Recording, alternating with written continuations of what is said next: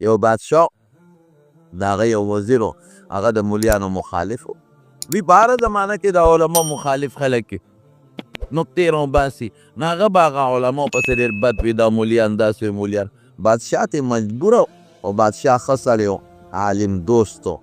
علما دوست و هغه به وایي چې ګوره دا زمونږ ښکلي اعمال اخلاق دا د علما برکت دي او علما پسې بد رد مه وایه نه پوهېده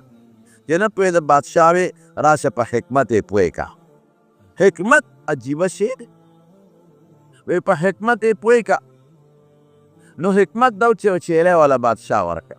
او وزیر لا وی دا چیلی ځان سره واله وګورې دا ډېره قیمتي چیلی ده زما تحفه ده نو مهرباني به کې دا به کور کې دننه ساتئ هسې نه بارې نوکر له ورنکې غلام له ورنکې کور کې دننه به ساتئ او یې صاحب ستا تحفه ده به دا سر و چشم به ساتم دلته به ساتم او زما ښځه بچي به د دې خدمت دی دا خو ډېر قیمتي شی دی نو کور کې به یې ساتله چیلی قټه شوه چیلی بچي راوړل د به ترې پیم اخېستل ګڼ بچي راوړل بادشاه به ترې کله کله تپوس کوله که چیلی دې څنګه ده وی صاحب ډېره ښه ونډه هر څه ورکوم او ډېره ښه تکړه او بلا پی کوي او بلا بچي راوړه یو ځل ترې بادشاه تپوس وکړو چیلی څنګه ده وی صاحب لوی کنډک ته جوړ شو خو بادشاه سلامت یو اجازت دنه غواړم که اجازت دې راکړې چې د کور نه یې لږه بار وباسم او په نوکرانو باندې خدمت وکړم نو ډېر پخې وی ولې نو بادشاه سلامت لوی شرم دی په کور کې دننه ځکه چې کوم نران بچي راوړي دي که نه هغه نه مور پېژني او نه خور پېژني واقع چیلو کې همدغه مزاج دی او نه مور پېژني نه خور پېژني او کور کې د مالونه دي زما ښځه ده د هغې په مخ کې نخرې پخرې کوي او نه خور پېژني او نه مور پېژني نو که اجازت دی راکړې چې بار یې کوم دی شرم دی یاره بادشاه سلامت چې دا ولې دی چیلو کې دا څښا صفت دی دا څښا صفت پکې ولې دی نه خور پېژني نه مور او د خور مور د پاسه د خلکو مخ کې وردانګي بادشاه ورته وي دا دوی کې مولا نشته مولا پکې دي که مولا پکې دا چل به نه کو بس وزیر وی زما دې په توبو توبه یي که نن نه پس دې مولا پسې خبره وکړه واقعي که دا مونږ خپله خور او لور او مور پېژنو زما د قسم د الله په ذات دا د علماو برکت دی خلک وایي یورپ او امریکا ما ته چې څوک د یورپ او د امریکې نوم وادي که نه زم کې د پاسه پې سړی متیاز وي د یورپ او د امریکې په تهذیب د انسان ګندګي خو څه کوي کې د خنزیر نجاست غلیظه سړی ور واچي ما له الټی راځي د یورپ او د امریکې د تهذیب نه یورپ امریکا څه شی ازادي ده پکې دا څه تهذیب دی چې ازادي ده دا د پیغمبر مبارک حدیث او دا قرآن شریف کې دا په جماعتونو کې پروت دی زما د الله په ذات قسمي چې د دې اسلام رڼا په چا کې نه به حیواني حیوان یورپ او امریکا کې حیوانیت دی انسانیت پکې کم ځای نه دی خور د سړي د رور په مخ کې پردي سړي سره وځي لور د سړي د هغه په مخ کې پردي هلک سره ځي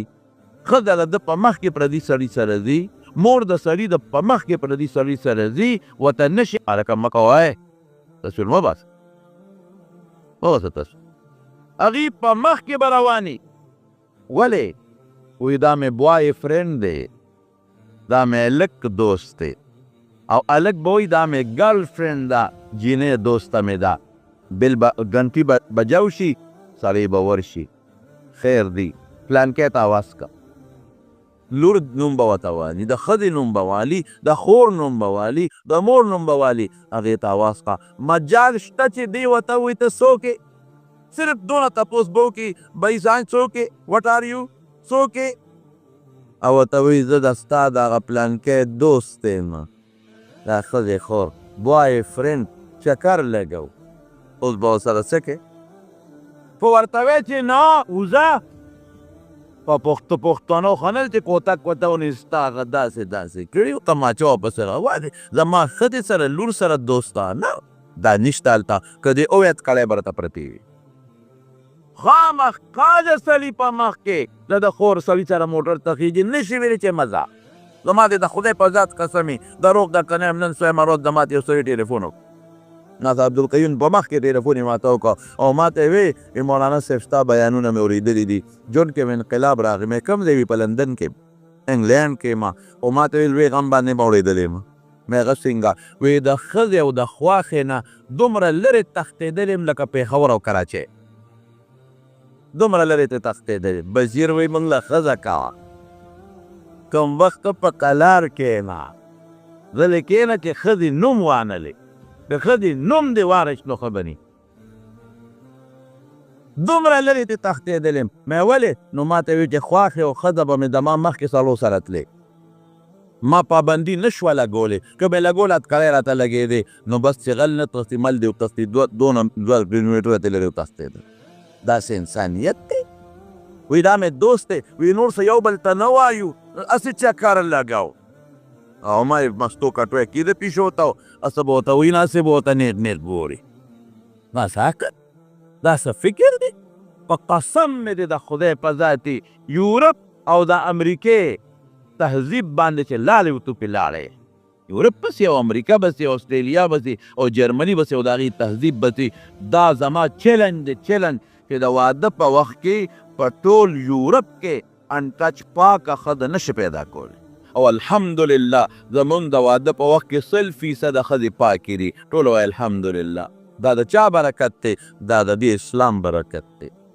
هلته د سړي په مخ کې خور لور هغه صاحبه موټر ته ورسره خیږي او دلته کې زه خپل دوکان کوه خپل کاروبار کوه خپل زمینداري کوه خپل نوکرۍ له زه جمع دي چې زما حیا او عزت په کور کې محفوظه ده د چا برکت دی اسلام هلته نشي وی یو ملګري راته د دې پېښور خبره کوله ما له منزله کله کله راځي اوس راغلی د انګلینډ نه ما ته یې وی جیبه ده مې تاسو دومره نشئ ویلی ښځې ته وی څنګه ووایي ووایي خو هغه راپورټ کوي ټریبل ټلیفون وکړي پولیس به راشي اتکړی راته اچوي هلکه ولې ته دا خبره کې د بوای فرینډ دې ته هم لاندې ګرل فرینډ وساته جینۍ دوست وسات ولې منې کې ازادي لار چاته وی جومات کې چې مونځ وکړو هغه راته عجیبه خبره وکړه نو وی چې دا کم په دې مسله کې ګیري غریب نو د منځه نه پس دیوال ته برجې ته ډډوالي پریشانه ناست مونږ خو پې پوهېږو مونږ ته خو آثار معلوم دي قرینه خو دال ده مونږ یې تپوس وکړه هلکه خیر دی یاره خور مې هلک سره تله او ما منې کړه چې نه به ځې اوس راپورټ یې کړی دی پولیسو زه به عدالت ته ځم او بیا هغه راپورټ د پاکستان راپورټ نه دی بیا به اتکړو سره جیل ته ځې بل چې مو کتل بل برجې ته ډډوالې ده ها دا خو هم د غریب مسله کې ګیر دی هلکه خیر دی یاره دې ښځې ته مې وی نه پځې هلک سره زما مخکې خطا ما منې کول هغې ټلیفون کړی دی پولیس پرچه کټ شوې ده بل ورځ به جیل ته ځو بل ورځ کتل بل به دیوال غاړې ته مازدیګر مازدی نه پس پریشانه ناستو وی بل ورځ چې مو کتل ملا صاحب پیژه موټر د برجې ته هغه هم قریب بډه وواله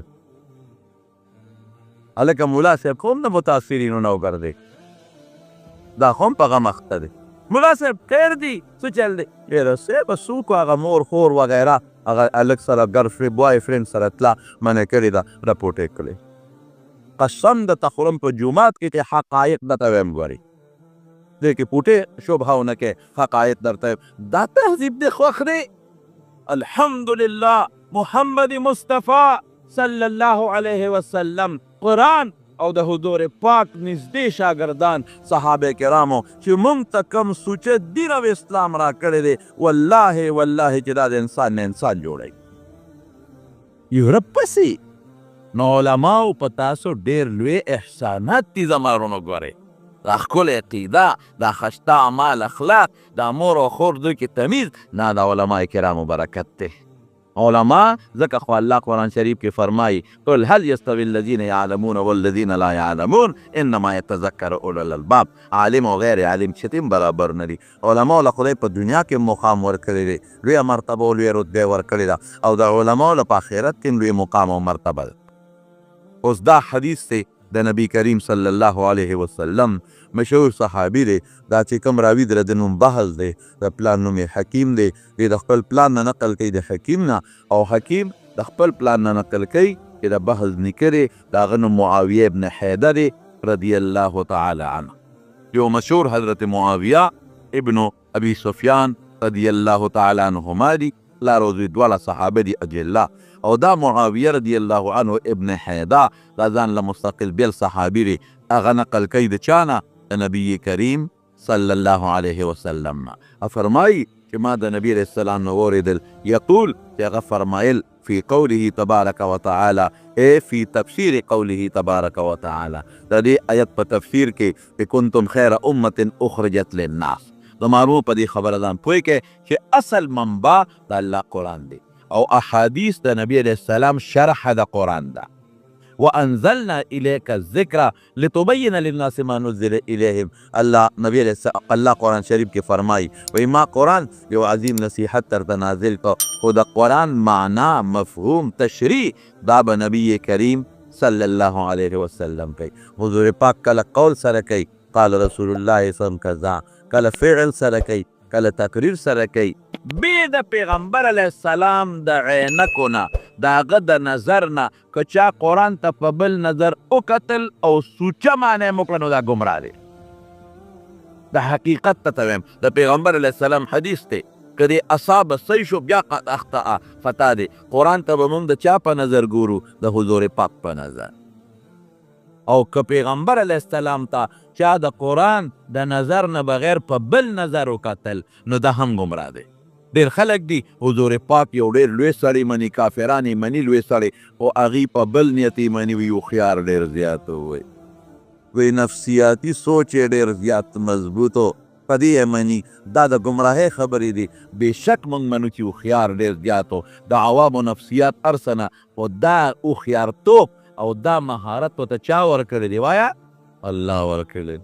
دا ما ته قرآن ویلی دی که قرآن ما ته نه وی ویلی بیا به ما نه منه قرآن ما ته وی چې دی اخیری پیغمبر دی امت اخیری امت دی نه پس بل پیغمبر نه راځي امت نه پس بل امت نه راځي زه منم د قرآن خبره منم نو قرآن ته به د چا په نظر ګورو د حضور پاک مبارک او پیغمبر علیہ السلام ته به د چا په نظر ګورو د الله د قرآن د وینا په نظر چې موږ ته الله څنګه ویلي دي هغسې به منو نو د قرآن شریف تفسیر کې فرمائی کنتم خیر امت اخرجت للناس قرآن شریف کې الله فرمائی تاسو بہترین امت اخرجت اظهرت للناس په داخل اهداء الناس لنفع الناس چې د خلکو د فعلی لپاره تاسو راوښکلې شوي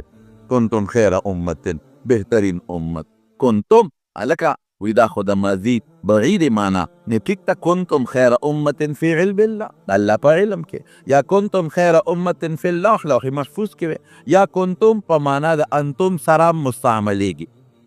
کنتم په معنا د انتم سره مستعملیږي قرآن شریف کې د دې مثالونه شته خو وخت کم کې د لوز درکړم اذ کنتم ټول بل ځای کې راځي او معنا د اذ انتم سره بار بعض دینو کې مستعمل دی اذ انتم خیر امت او دا خطاب چاته دی بعض علما وایي چې دا صحابه کرامو ته خطاب دی ولې صحابو ته خطاب دی کنتم خیر امت بل حدیث پرانا کې دی حدیث کې راځي خیر القرون قرنی ثم الذین یلونهم ثم الذین یلونهم بهترین پیله د نبی کریم صلی الله علیه وسلم پیله دا ولې بذات د پیغمبر علیہ السلام شاگردان مونږ هم د حضور پاک شاگردان یو ښه مونږ څه یو د حضور پاک شاگردان خو بذات نه یو بالواسطه د شاگردانو شاگرد د شاگردانو شاگرد دم په شاگردۍ کې راځي خو صحابه کرام کم شاگردان وه بذات شاگردان هغه خلکو اصب په خدای چې د حضور پاک سره په نارو په تکلیفونو زندگی تیره کړې ده هغه خلکو چې په دې خپلو لاسونو د رسول الله مبارک نه تورې تمبولې دي هغه خلکو په احد کې او په نورو ځایونو کې الله رسوله نحری دونه نحرکه شاته ودرېږه زما ستی نه به ستا نه مخکې زه دې مړ شم قیمې قیمې دې شم خو د الله رسوله کې ته بچ شي هغه خلکو نبی علیہ السلام سعد ابن ابي وقاص به په احد کې کله غشي ویشته نو حضور پاک به استشراف وکړو دلته به یې لاس کېښود او ورته څه وایي الله رسوله ما نه شاته ودرېږه مخکې مه ودرېږه زه چې ډس کوم ډس په ما کېږي غشي ولم د دشمن غشي په ما راځي تو نه لګېرې زه دې مړ شم او دې لګم الله رسوله چې ته بچ شې یو زنانه د زنانه هغې یو خپل ماشوم راوړه علیه السلام یو جهاد د روانو یو ماشوم بچی یې راوړه په اورونۍ کې ماشوم تړلی شوی د په یو ماشوم او نبي علیه السلام ته ودرېده الله رسوله زما خو ټوله شپه بېګا جللې دي ولې مې جلل ما وی چې رسول الله مبارک به جهاد ته ځي زما کور کې څوک نشته چې ولېږم پلار مې شهید شوی دی رور مې شهید شوی دی خاوند شهید شوی دی بچی نشته نو ما وی چې خدایا حضور پاک به د تورو په میانځ کې به د غشو او د نیزو په منځ کې به دومره د مشوق نشته چې د حضور پاک مخې ته ودرېږي ځان مړ کړي خو د هغه نه غشي وتمبئ د هغه نه توره وتمبئ ټوله شپه جللې دي خو بیا مې سوچ راغی الله رسول دا بچې مې راوړی دی دا ځان سره د جهاد لمون په دې څوک هم په دې ماشوم دې ګرځېدی شي توره چلولی شي هغه ستا پې خوري په ده څوک هم وی الله رسوله داسې وکړه دا ماشوم یو صحابي له ورکړه او چې کله په تا دشمن د تورې غدار کوي ډال غوندې به دې ستا نه مخکې نیسي ډېرې قیمې شي خو چې ته بچ شي اوبه کې څوک داسې مور راوړې به وکړي داسې یعنې که قبر کې کېښودې او مخ د له قبلې ته کې بچي او فرشتې ته الله وایي چې دا مخ بل طرف ته کېږو دا مخ دې ولې قبلې ته دی تا خو دې قبلې پسې په دنیا کې کنځل کول د دې قبلې دین ته خو تا سپک کتل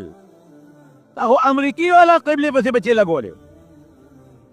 تا خو بچې هغه قبلې ته متوجه کړو چې کوم امریکي او لندن والا قبله ده دی قبلې والا چې کوم دین او قرآن او سنت هغې ته خو تا بچې نه متوجه کړو نه یې ځان متوجه کړو او کومه مدرسه کې چې د دې قبلې دین ښودلې کېده هغې مدرسې ته خو تا کنځل کول او چې کوم ملا او کوم حافظ درته دا قبله ښودله هغې ملا حافظ ته خو سپک کتل کنځل دې کول اوس دې مخ دې خوا دی اخوا که مخ الله دې مې رسوایه نه اوسئ دا خبرې ټولې ټیک دي خو زموږ توجه ورته نشته او د قیامت په میدان کې چې موږ د نبي علیه السلام مبارک حوض کوثر په غاړه ناست دی او په خپلو لاسو مبارکو امت له اوبه ورکوي حضور پاک فرمایي زه به خپل امت له په خپلو لاسو اوبه ورکوم او موږ ور روان شو او فرشتې راشي ودرېږه دقلته هینډس اپ لاسونه چت ودرېږه دلته ودرېږه نور مخکې لاړ نه شي بریک ونیسه خو ما پیغمبر دی که نه زما ورباندې ایمان وکنه هغه له روان وم غلی شه د هغه میشن ته خو تا سپک کتل خو چې کوم مقصد له الله لېږلی و قرآن او سنت تا خو هغې ته بچې نه دی لېږلی تا خو انګریزي تعلیم پسې لېږه تا خو بچې هغې له نه دی لېږلی هغه قرآن ته خو تا سپک کتل چې قرآن خدمت چا کوه هغې ته ورې کنځل کول د دې پیغمبر دین چې چا زده کو په خپله دې سپېرنه زده کو او چې کومو علماو خلکو ته خو هغې ته دې کنځل کول هغې ته دې سپک کتل اوس پیغمبر له ځای په کومو سترګو الله دې موږ ساتي چې دیکه راکړي چې اخوان بیا به څه کوو ورونو زما قسم په خدای والله بالله تعالی چې د دنیا دا ګټې مقصدي شی نه دی د دنیا د ژوند د تېرېدو دپاره دی بس مقصدي شی دین دی قرآن دی سنت دی حدیث دی اخرت ګټل او په دې الله خوشحالېږي ډېر یا کومو خلکو چې دا کړي دي الله پرې خوشحالېږي ابن جریر طبري رحمت الله علیه دوه کسه تېر شو یو معتزلي و شیعه او یو اهل السنت والجماعت والو د اهل السنت والجماعت والا درته یادوم دی ویل په هندوستان کې یو کلی کې ډېر وم او استاد نه مې سبق زده کوو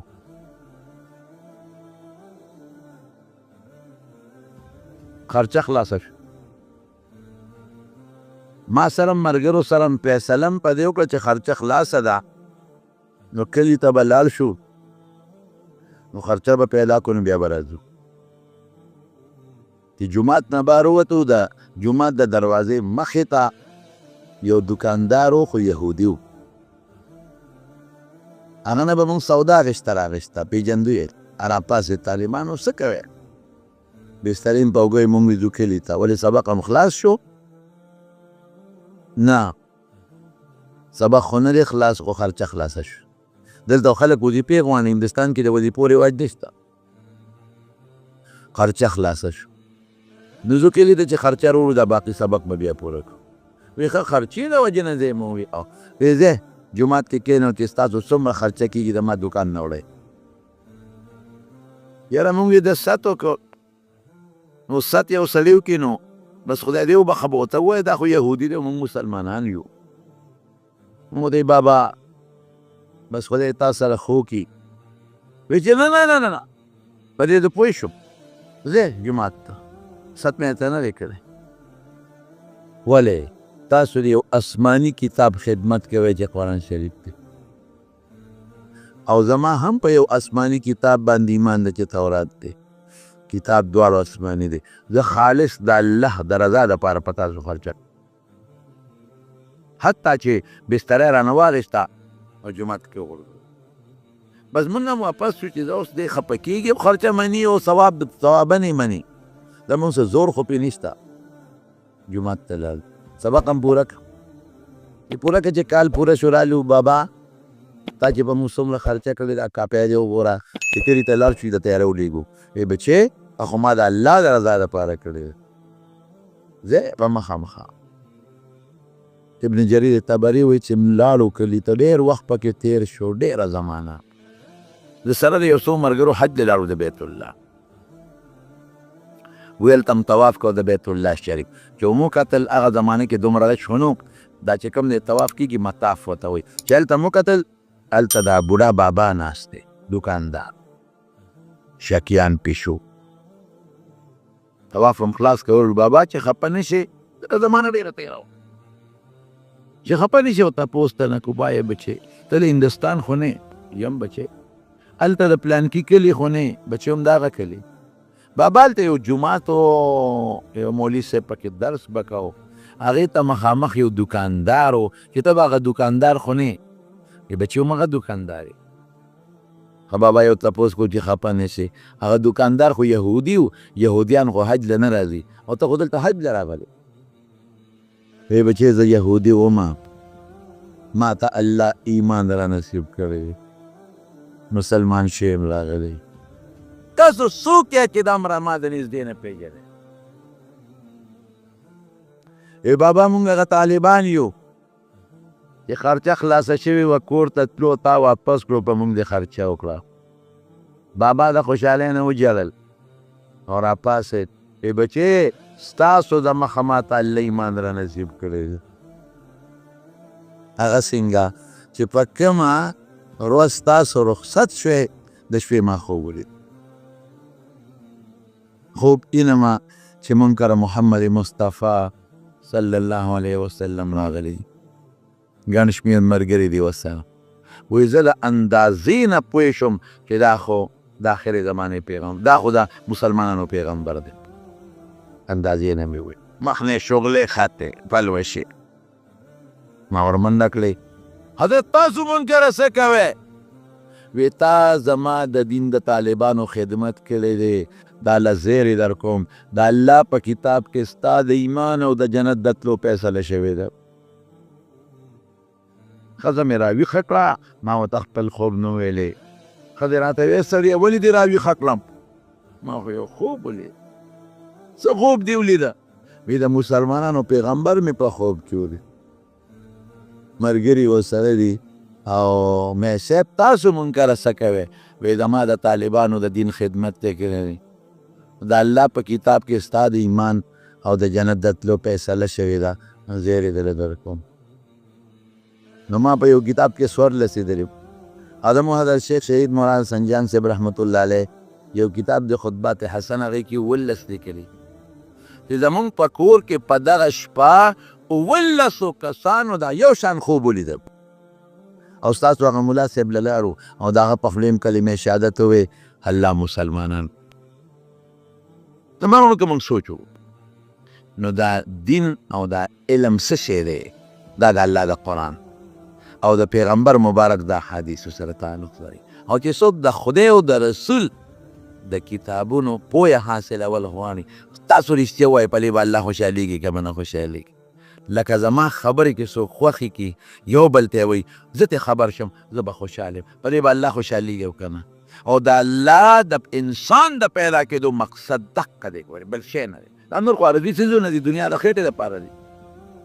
او د پیغمبر مبارک د لېږلو مشن هم دقه دی دقې له راغلی دی دی له څوک به دا ثابته نه کړي چې نبي علیه السلام چاته د کارخانې جوړولو چل ښوده یا د زمینداره چلې ښوده یا د تجارت دا اصول یې ښولې دي هم دې لپاره چې د شریعت خلاف خو دا عملونه زما په دې خبر ورسېدې یو بچی یا نو سه عالمان حافظان کې او کته وی ډوډۍ به څوک ورکوي نو خبره خلاصه ده ډوډۍ د چا په لاس کې ده شوق سره ووایې خبره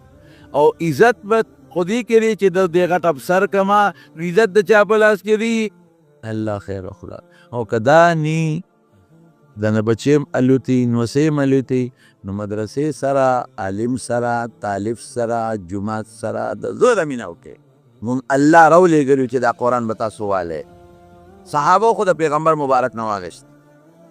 اجي خپل فرض ادا کړل او بیا وروسته خپلو شاګردانو ته رسول ټول صحابه او وروسته چې کوم شاګردان او تابعین هغوی اکثریت د صحابو نه د قرآن واغشته پیغمبر تعلیمات او وروسته خپلو شاګردانو ته ورسول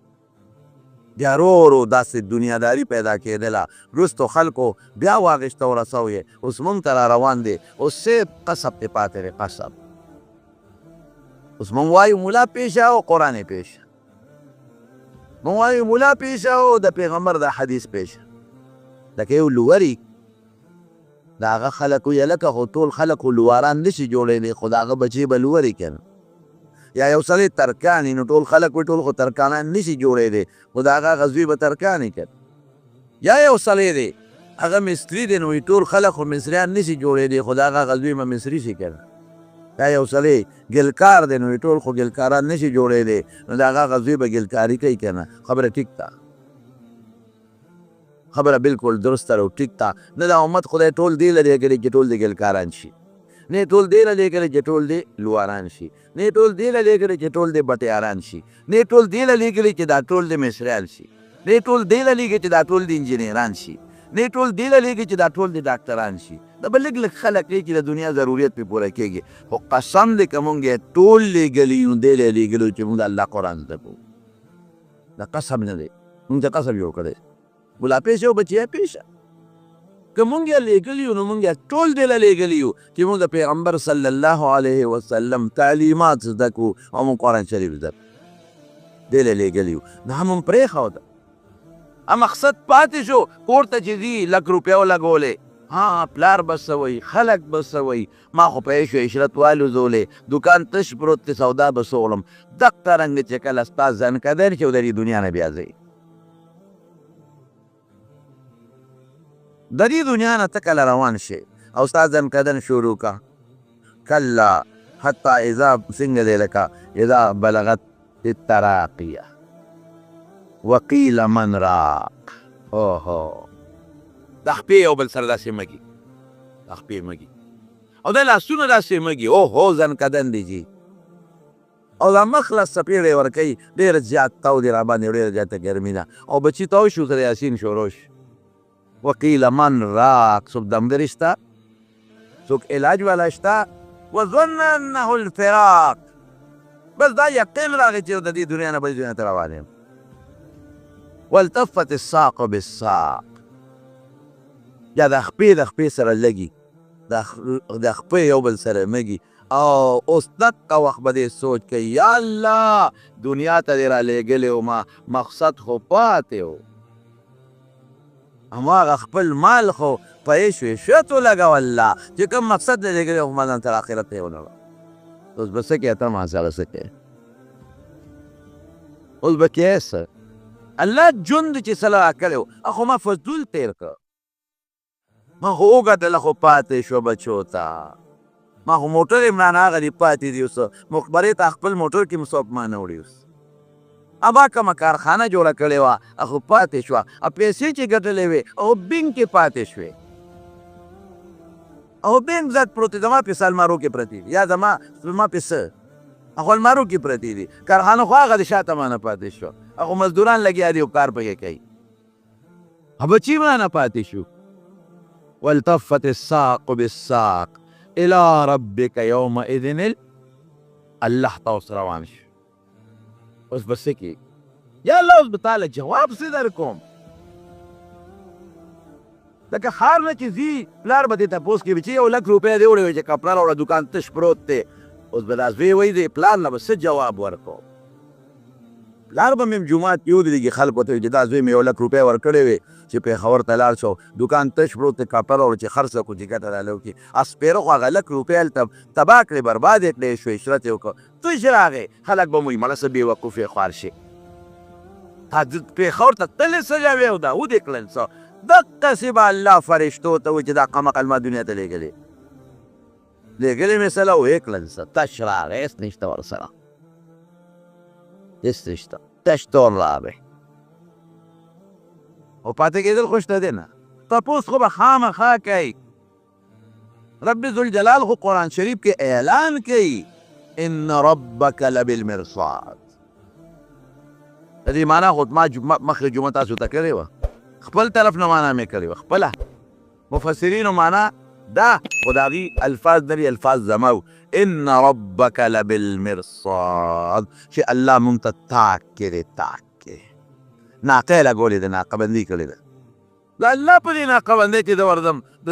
د دنیا د پولیس او د پولیس ناقه بندۍ کې به هغوی دوکه کم هغوی به خیال نی پبتې وځم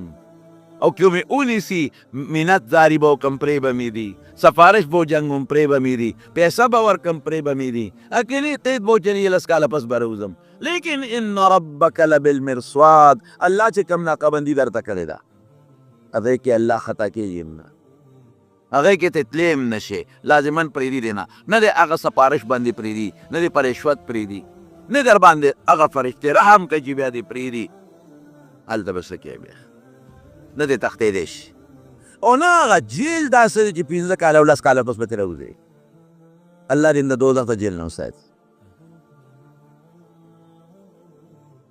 الى ربک یومئذ المساق رب ته به ورځي پس تحقیق به رګلاوې ځان سره لاسونه رګلاوې څه ته ویم مله دا ملا صاحب هسې ګډې ولې دي شروع کړي دي نه پلار ته دې وګوره څه شو مور ته دې وګوره څه شوه نیکه ته دې وګوره څه شو نیا ته دې وګوره څه شوه بوډا ته دې وګوره بوډا ته دې وګوره چېرته لاړل هغې خو لاړل که نه سیر یې وړل ځان سره والله هغه ایس هم پاتې شوه بسترم پاتې شوه ګرم او یخ هر څه پاتې شو الله له به اولو څه زما وروڼو په دې لږ سوچ پکار دی دا خبره قابل غور ده مونږ الله راولېږلو دې دپاره چې به دنیا جوړه کړو ما تش راځه دې له راولېږلو کارخانه جوړه کړو ما تش راځه او جایداد وایلو ما تش راځه بیا او بچو له ښه زبردست کورونه او مکانات جوړ کړو ما تش راځه او موټر یو په دې 10 والا ما تش راځه نه الله وایي دنیا کې د ژوند د خیر دی صحابه او موټر دی په دې اوښانو موټر هم واله یونا کې د ژوند د کور هم ځان له جوړ کا دنیا کې د ژوند او د بچو ژوند جامې موله برابر کا ډوډۍ هم برابر کا خو چې ما سره لېږلې نو هغه سودا هم وکړه که نه پېښور ته لاړې 1 لک روپۍ درکړې چې هلته پې کپړه راوړه نو خیر دی هلته کې به ځان له هوټل کې یو 3 شپو له کمره مه دې کړ اوسېږي به ډوډۍ به هم خورې هغه 3 شپو دپاره هغه ډوډۍ م وخوره رکشه کې به هم دی هغه فکرې هم پکې ورکړه پیسې ورکړه او که څوک دله هغه سودا اخلي ایچن هغه له هم پکې خیر دی ورکړه ولګوه د 1 لک روپو کې او 1500 روپۍ به خامخا لږې خرچه به دې کېږي کرایه مو لګوه خو چې مقصد دی هغه هم کپړه هم راوړه دقه رنګې مونږ ته وایي دنیا ژوند دی خیر دی موټر هم واله کور هم جوړ کا او زه ډوډۍ هم برابر کا جامې هم برابر کا تجارت هم وکړه خو تا نه چې ټولر څه په دغې ولګې چې ما څه غوښتي دی به درنه غواړم ما هم راوړې لاله وروڼه اوس به لږ سوچ وکړو مونږ تاسو په دې مثال خو پوه شوې که نه اوس به مونږ لږ سوچ وکړو چې مونږ به الله له سوړو د چا څومره ژوند دی څه به ورو زما مثلا دونه ژوند دی ستا 100 څه چا 100 دی او د چا 50 تېر کړی چا 80 تېر کړی دي چا 10 تېر کړی دي په دې به سوچ وکړو چې د 80 او 10 کاله کې مونږ هغه سودا کړې ده چې الله رانه غواړي وله به وړو او که هغه سودا هم نه ده کړې مونځ کړی دی که مونځ کړی دی مونږ روژې هم نیولې دي مونږ او چا پکې حجونه عمرې هم کړي دي او چا صدقې هم ورکړي دي خو دا الله ته نشي پیش کولی الله ته به د الله د شان مطابق عبادت پیش کوي دا نشي پیش کولی که ته به نیت همې چې دا به دا ګفټ وړم په سر دا ښکری به ولم چې الله دونه مو د مونځونه کړي الله دونه مې صدقې ورکړي الله حج مې 2-3 کړي دي عمرې مې ورسره کړي دي او الله ما روجې هم نیولې دي والله که دا ورته مخامخ کې د دې مثال در کوم یو سړي د زوی واده دی او ته له مبارکۍ له ځئ او تا وله 15 کیلو مټۍ واغېستل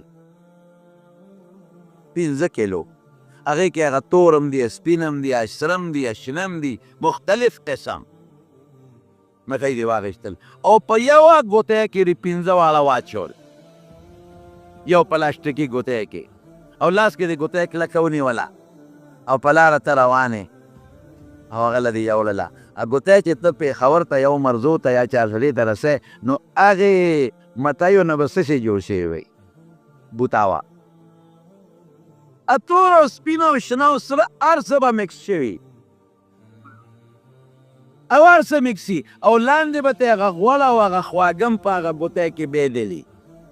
لاندې به پکې غوړي هم پراتي چیني به هم پکې پراتي 15 کیلو ته خو خوشحاله او دا خو زما لاس دروندګي دونه سامان هغه رو زوی مبارکۍ له وړم لاس یې راله ستړی خولې در باندې ماتې دي خولې هم ماتې دي او چې هغه له ورسې ستا د زوی مبارکۍ له رالم دا 15 کیلو مټۍ مې دله راوړې ده نو چې هغه کور ته دننه کې ښځې ته وایي دا زما هغه دوست زما د زوی مبارکۍ له مټۍ راوړه هغه ښځه وایي دا څه شی دی دا دوست دومره بېوقوف و دا د ښکاری کې نه شو اچولی دا د ډبو کې نه شو اچولی اونلی یو شاپینګ بیگ کې واچول یو ګوتۍ کې واچوله خو غوا ته واچوم که میخې ته واچوم خو بوتاوه ده تاسو نه تپوس کوم ورونو رښتیا ووایه دغه سړی او ښځه به په دې شي خوشحاله شي په ډېره خوشحالېدو دې نیکبخت 15 کیلو باندې 1.5 روپۍ راوړی دي هغه هم بربادې شوې او ده ته وایي دا څه قمقل دی ساده دی خبرې به بېلې ورپسې وکړي خبرې به بېلې ورپسې وکړي او چې څوک مېلمانې راځي وایي چې زما د خاوني او دوست دی ویره ډېر په الفلام و قمقل دی ډېر بې مفروش دی ګوره 1.5 روپو مټۍ راوړه نو ظالم په یو شاپینګ بیگ کې راوړه نو تور سپین او شنه او خل هر څه ګډ وډ شو د خوراک نو وړي پکې دننه بهېدلي وو چیني پکې بهېدلي وو هغه ټول پکې مکس و ګډ و پیسې هم لاړې کله ومشه خولې هم پې ماتې شوې او خدای هندو ستړې خدای ناراضه سړی هم خپه ښځه ټوکې تقالې ورپسې میاشت بېلې کېږي ډرامه جوړه شوه بل خوا یو بل کس دی هغه 1 کیلو مټۍ واغېستل هغه ښکاری کې واچول او د پاسه پرې ښه مزېدار پلاستیک چړاو کړ او پلاستیک د پاسه یې ګلونه ولګول او هغه ښکاری یې یوړ هغه دوست ته هغه دوست ورواغېسته ستا زوی مبارکي ده د واده دا مې تاله راوړه هغه کور ته ښځه له یوړل ښځه به څه وایي دې ته دوست وایي دې ته هوښیار وایي څومره ښایسته ښکاری جوړه کړې ده هغه بیا د هغې غریبانو خوراک ته هم نه لکېږي سپلدو ته هم نه لکېږي یاره دا خو ډېره مزېداره ده یاره په دې د چا مبارکي نه کوو دا چاله بل چاله خیراتي نه وړو ډېر به پرې خوشحاله شي هغه لومبي 5 کیلو د 1 کیلو دا ډرامه ترې جوړه شوه خندا ترې جوړه شوه خبرې ورپسې کوي د ده صفت به کوي دې ته هوښیار وایي دقه مثال دی زموږ ستاسو د عبادت مونږ عبادت الله له ډېر وکړو خو سره او سپین او شین او خلم په یو ګوتۍ کې اچولي دی الله له وړو الله وایي کله کله څه مونځ دی د څنګه مونځ دی راوړی دی ماله دې کې خو تا ټول د دنیا حساب کتاب کړی دی دا څنګه مونځ دی نه پکې خشوع شته او نه پکې خضوع شته دا څنګه مونځ دی مونځ خو به حضرت علي کو رضی الله تعالی عنه په یو جنګ کې په خپه کې غشی ننوتی و غشی چې غشی خپه کې ننوتی و نو چا ویل دا به ترې څنګه وباسو او غشي دننه وزرې وي وزرې چې خپه کې ننوځي نو بیا داسې په اسانه نه روځي چې ته یې لکه د ستن راکاږې چې وباسې غوښه ځان سره کټ کوي دا به څنګه وباسو چا ویل لکه مونځ وخت کې به وباسو چې په مانځه ودرېږه کسان یې راوستل دغه وخت حکیمان او غشی یې ترې وویسته دی لګیا دی خپل منځ کوي چې سلام یې وګرځو وی څه شور شار نو الله بنده هغه تشن درنه وویسته وینې درنه روانې دي وی نیم پوه شوي دې ته مونځ وایي دا ګفت شو خلق الموت والحیات لیبلوکم ایکم احسن عملا الله وی ما ژوند او مرګ پیدا کړل د ژوند عمل د مرګ دپاره دی زه تاسو کې ګورم چې د چا عمل ښکلی دی ښایسته دی دا نه وایي ایکم اکثر عملا چې په ژوند کې ډېر عمل د چا دی قیامت پر ورځ د ډېروالي خبرې نشته قیامت پر ورځ د حسن او د ډول والا خبرې چې د چا عمل دولې دی دولې دی عمل ګفت دی نو بیا به د سرو زرو مثالي د اوسپنې مثال به لږ به خو تله به وزنداره شي درنه به شي او چې دولې نه دی او بېکاره دی هغه بوتاوي والا مټۍ ده نو بیا به د بوسو ډمبري او د بورې ډمبر به ځای به تله کې ډېر نیسي خو وزن بني خلق الموت والحیات ژوند د مرد دپاره دی چې په ژوند کې عمل د مرد دپاره وکړې او څه دپاره الله وایي دې دپاره چې زه ګورم ایکم احسنو عملا اکثر عملا نه دی احسنو عملا ممتاز مایش کې عمل خشته دی چا دی إحسان ما الإحسان أن تعبد الله كأنك تراه فإن لم تكن تراه فإنه يراك رسول الله مبارک فرمائی وی داس عبادت ہوگا لکه چې ته خدای ته ګورې څنګه عبادت کوې او که ته وایې چې زه خو خدای ته نه ګورم ما ته خو نه ښکاري نو تا خو ویلي کړ د دې نوم مرتبې والا وکړه دلته به الله وي دا هغه مونځ چې دنیا حساب کتاب دې کوو او زر دې ګاګ ته وې ودرېږه شابه زه مونځ کوم زر راځم ښه زر یو دوه رکعته کو زر کو فرشتې به څونه خاندي در پورې بېوقوفه چې کوم شي له راغلی زر کې او چې کوم غیر مقصد دی هغې کې څونه تل اوچته او ښکته اوچته او دې دندې ته ګورم او ولېږه دا شی لږ کم دی لږ زیات کم او زیات دی لږ کم څونه سوچونه دی کې صاحب ملګري ته لږ ودرېږه ښه زه یو 2 منټه کې مونځ خلاصوم زر راځم څومره خندا به کوي فرشتې مونږ پورې زر راځم زر زه ولې ځان ته خلاص کړم یو بوج مې په شا باندې ځان خلاص کړم او خلک وایي ډېر مونځ نه کوي خلک ټوخونه به خلاص شم الله راضي شو که نه هلکه روجې چې مزېدارې دي او خشترې مزېدارې دي نیولې دې په ارامو ده او ما ته دې په ارام وکړه مزېداره شو که نه جي نیولې هم په ارامو ده پېشمنې هم په ارامو دي او ما ته چې شو په څه شوه په ارام او دننه دې پکې غیبت هم کړی دی او دننه دې پکې دروغ هم ویلي دي او رسول الله مبارک فرمایي الغیبة والکذب یفتران الصوم وی غیبت او دروغ د روژې حسن برکت دوړه کوي بوتاوه جوړه شو او چې زکات یې ورکړی او مخ مروه سره یې ورکړی دی صدقه چې ورکړې ده او دې لپاره ورکړو چې خلک وایي او پلار یې مړو ډېر زبردست خیرات یې وکړو دې ته زوی وایي لس پیټی صابون یې مقبرې ته وړی دی دې ته زوی وایي لکه قرض دې په پلاره ول اخلاص کا مړه قرض به خپل کار کوي قرض ضروري دی او صدقه او سخات او صابون ضروري دی قرض ریا د عبادت په وړو رښتیا وایه که نه شته داسې عبادت او حج ته چې مونږ ځو ماشاءالله هغه ځای نه چې راځو ویډیو کیمرو والا ایرپورټ کې ولاړی ویډیو کیمرو والا صحیح به دا کیمرې دي او ټس او ټوس او ویډیو ولې چې زه حج له تللی یم چې اوس خلکو ته وښیم چې ما حج وکړه او زنانه چې راځي 50 او 60 زنانه والا ایرپورټ ته ځي ټولې بربنډې وي مخونه ښکاروي ولې حج نه حاجیه را روانه ده حاجیه را روانه افسوس د عبادت به الله ته خیر څه مو خیال دی خو ولې شی د عبادت والله بالله تله جومات کې ناست دی جومات کې ناست یم په جومات کې او په منبر درته ناست دی او دس کې ناست یم او د جمعې ورځ ده او قسم درته خورم والله بالله تله زما د الله په ذات قسمي که زه خو الله ته خولی شم چې خدای ما دله دا شی راوړه که الله ته یو سمځای عمل زه خولی شم یو سمځای یو قاشق هم نشم کولی څه به کوو امام شافعي وی نشم کولی امام مالک رحمت الله علیه وی نشم کولی او حضرت امام ابو حنیفه رحمت الله علیه وی سپینه ډیکه ګیره به خیم بل څه نشته دی سپینه ګیره به خیم چې الله دغه سپینې ګیرې خیال ساتي لحاظ وکړه نور څه نشته او عبدالله ابن مبارک د مرګ په وخت کې چغې وی جاري مرګ وخت کې درس کوي د علما مجیبه تېر شوي دي که بلکل ځن کدن شروع کېدو نه مخکې درس کې لګیا دي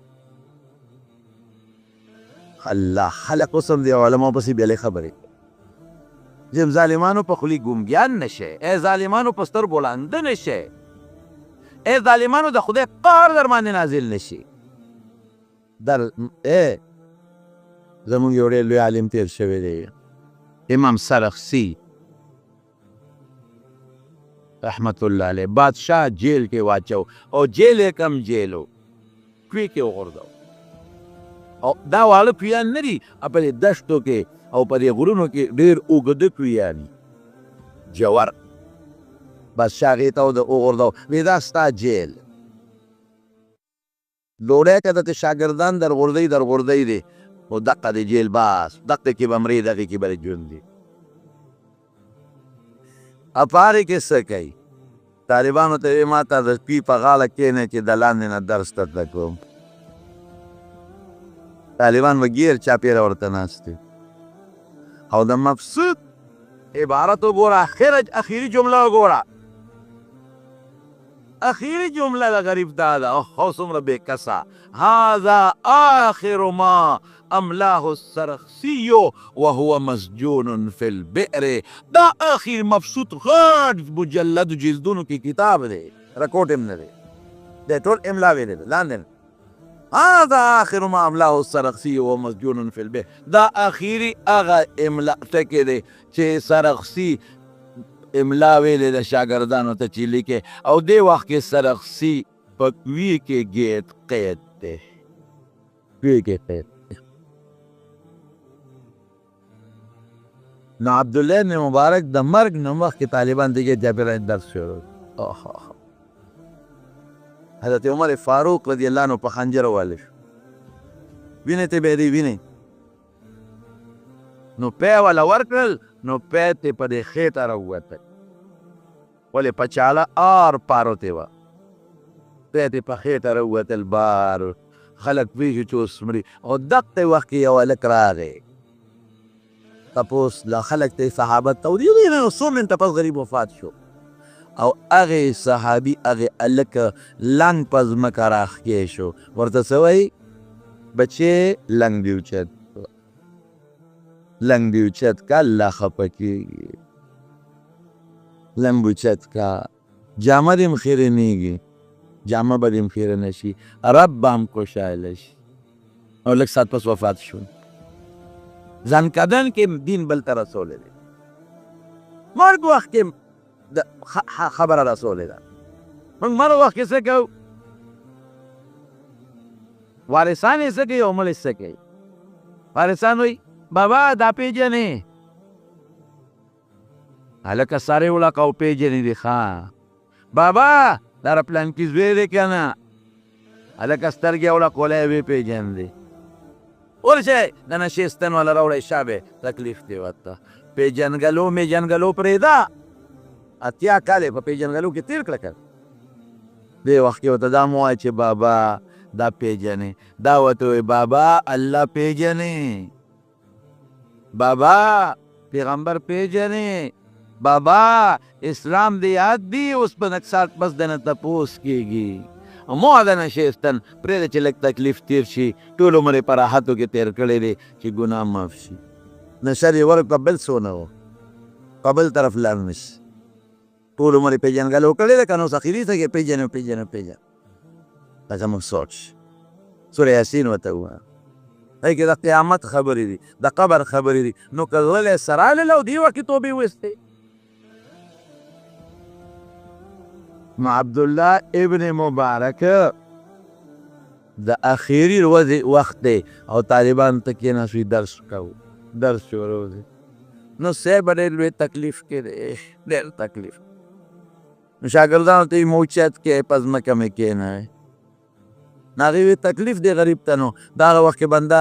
تکلیف زیاتي، نو هغې اوچت که او په ځمکه یې ورته څادر، وی څادر لرې کې په دا خاورو مې کېنوئ. وی صاحب جامې دې د خاورو کېږي، وی خدې له روان یم، پرېږده چې د خاورو شوم، دې خاورو له روان یم. نو چې په خاورو یې کېنو، وی دا مخ راله قبلې ته کې. عبدالله ابن مبارک تش لاس در روان. الله ته به څه کوې عبدالله ابن مبارک سره؟ الله څه به کوې ورسره؟ کوم عبدالله ابن مبارک د حدیثو لوی استاد د امام بخاري په استادانو کې، د امام مسلم په استادانو کې، د امام ترمذي په استادانو کې، د امام ابو داود په استادانو کې او د لیو محدثینو استادانو کې. او کوم عبدالله ابن مبارک سخي سره مو چې حج عمرې له به ته شاګردان مې ځان سره بوتلل، فری حج به پې کوه. او یو ځل په لاره ته حج له روان په لاره کې یو ماشومه جینۍ ده او مړه مرغۍ راوچته کړه. عبدالله ابن مبارک ورته بچې په دې مرغۍ څه کوې؟ وی بابا دا پخه و دا خورو. بچې دا خو مرداره ده. وی بابا پلار مې مړه دی او موږ یتیمانان یو، یو مې مور ده او موږ نور بچي یو یتیمانان، خویندې او ماشومان درونه مې دي، نه څه شته نه نارې څو ورځونه تېرېږي. نو مور مې وي ځه ورشه چې ته مړه مرغۍ وګوره، دې وخت کې مونږ له جایز ده. څه شته نه. هرونه ماشومان مې جالي چغې وی. نو دا وړم اوهو قافلې نه ځان له شو او چې کم سیکرټري و سره ملګرې هغه ته یې دلته راوړه. څومره پیسې دي مونږ سره؟ څومره پیسې دي؟ وی دومره زره دي، ځکه چې به ته شاګردان به ځان سره ټول په مخه کړل او په هغې به فری حج کو. وی ښه وی له مونږ واپس کلي پورې څونه خرچه کېږي؟ وی دومره. وی دا دې جدا کړه، هی دې جدا کړه او باقي هغه ټولې پیسې ماشومې له ورکړې. وی بچې دا مور له یو څه دا ستاسو شو. وی سخت کال حج دی، نه ځو کال له به لاړ شو، ډېر مې کړې. قافلې حج له لاړې چې کله د عرفات میدان شو، یو لوی عالم خوب ویني. وی رب العالمین اعلان وکړو چې سخت کال دا څومره خلک د عرفات په میدان کې حج ته راغلي دي، د ټولو حج مې رد کړ، نه قبلو. الله خو لوی ذات دی جي، د ټولو نه قبلوم زه دي واپس دغه نه قبلوم. فرشتې خو بیا د الله مخکې غږ کولی شي. الله بیا رستو اعلان وکړ وی داسې کار دی چې د دوی دا حج خو څه حج نه دی، قبلول خو نو پکار، خو یو کس دی چې هغه حج له نه دی راغلی، د هغه د مخه د دې ټولو حج قبلو. فرشتې وی الله هغه څوک دی؟ وی عبدالله ابن مبارک، زما د محبوب پیغمبر د حدیث استاذ عبدالله ابن مبارک. دومره سړی او چې ځان کدنې شاګردانو ته وی الله ته چغې کړه، الله عبدالله ابن مبارک تش در روان دی، خدایا ایس وسره تش تور روان او په لاره چغو ټیغادانو کې ځان کدل. زما وروڼو زما د دې ټولو خبرو مقصد به تاسو پوه شوی ادا چې دا مونږ سره څه دي. بېشکه قرض مو خلاص کړی به یې، غاړه به خلاصه کړي، خو دا ګفټ کې مونږ الله ته نشو پیش کولی. که نه څوک وایي چې زه پیش کولی شم، نشو پیش کولی. څه به کوو؟ داسې به سي چې مونږ نه تپوس خو به خامخا کوي. دا تپوس به نه کوي چې تا دا فلان کې قصب ولې نه و کړی، دا تپوس به نه کوي چې دا بلډینګ ولې نه جوړ کړی، دا تپوس به نه کوي چې تا 10 کارخانې ولې نه وې جوړې کړې، او دا تپوس به کوي چې کوم قرآن مې در لېږلی و تا هغې سره څه کړي، کوم پیغمبر مې در لېږلی و تا د هغه پیغمبر تعلیماتو سره څه کړي دي. څه به کوو؟ زما ذهن کې یو شی راځي نو یو څیز چې هغه لږ د اطمینان دی او دغه څیز ته الله ته پیش کولی شي. یو څیز زما ذهن کې راځي، هسې څه دی چې کله الله ته ور مخامخ شي او تپوس وکړي چې څه دی راوړي، دا یو ټکی ویلی شي چې الله هېڅ نشته، هېڅ نه دی راوړی. خو پروردګاره چې راتلم نو د ځان نه مخکې زما یو بچي و ستا قرآن ته مې کښېنولی دی، د ځان نه مخکې زما یو بچي و او ستا د مبارک پیغمبر احادیثو زده کړې ته مې کښېنولی دی، او یو بچی مې ستا د پیغمبر دین ته کښېنولی دی. زما ذهن کې دا یو ټکي راځي، نو که تاسو د بل معلوم وي ما ته وښایئ. بل شته نشته. ممکن ده چې دا ووایي دا د اطمینان خبره ده چې الله یو بچی مې قرآن ته کېنولی دی، یو بچی مې دین ته کېنولی دی، یو بچی مې ستا علم ته کېنولی دی، یو بچی مې هغه شي ته کېنو چې تا پیغمبر صلی الله رالیږلی هغې ته ما کېدو. دا یو څیز یعنې د ما د خبرې خلاصه ده چې یو بچی عالم کې، یو بچی حافظ کې، یو بچی قاری کې. بس که دغې خدای له دا به پیش کې زامن د نوټي دي نسو باندې دا محنت وکړي که نوسو باندې هم نشی کولی او په زامنو هم نشی کولی نو علماو سره مینه وکړي، قاریانو سره مینه وکړي، حافظانو سره مینه وکړي، جومات سره مینه وکړي، مدرسې سره مینه وکړي. جومات جوړ کړئ، عیسی پکې وایه. مدرسه جوړه کړئ، یو کوټه پکې جوړه کړئ. مدرسه کې د یو استاد تنخواه ومنئ. یو استاد تنخواه زما شوه چاته نه پټ دا بس دا شوه. دا دومره د میاشتې زه 50,000 روپۍ تنخواه اخلم. هلکه دا 2 کم 50,000 په ښځه بچو دا 2 د خدای. دا د میاشتې 1,00,000 روپۍ ګټه کومه. دا 15 کم 1,00,000 زما د بچو د ښځې دا 15,000 د خدای.